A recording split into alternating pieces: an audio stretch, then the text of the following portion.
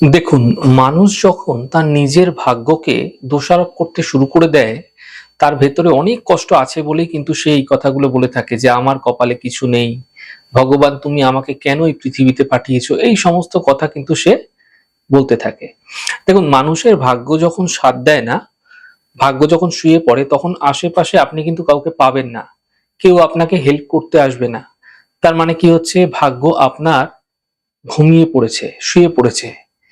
তাই সেই সময় আপনার নিজের ভাগ্যকে নিজেকেই কিন্তু জাগ্রত করতে হবে। কিভাবে করবেন? একটি চমৎকার উপায় আমি আপনাদের জানাচ্ছি। খুব সহজ উপায়, খুব সাধারণ উপায়। আপনি যদি আপনার জীবনে সত্যিই কোনো ভালো পরিবর্তন দেখতে চাইছেন, তাহলে ৪৩ দিন এই প্রক্রিয়া আপনাকে করতেই হবে। দেখুন, আগামী বুধবার অর্থাৎ ২৫শে মার্চ থেকে আপনারা ৪৩ দিন যেকোনো সময় যেকোনো গোমাতাকে সাধ্যমতো আলু খাওয়ান এবং আলুর সঙ্গে সামান্য হলুদ গুঁড়ো মিশ্রণ করে খাওয়ান। গোমাতার মাথায় সামান্য গোলাপ জল ছিটিয়ে দিন, অথবা আপনারা স্প্রে করেও দিতে পারেন স্প্রে বোতল নিয়ে। গোলাপ জলটা আপনারা যখন গোমাতাকে আলু খাওয়াচ্ছেন তখন স্প্রে করে দিন। এই ছোট্ট প্রক্রিয়া প্রত্যেক দিন এই বুধবার থেকে শুরু করে ৪৩ দিন কন্টিনিউ করে যান।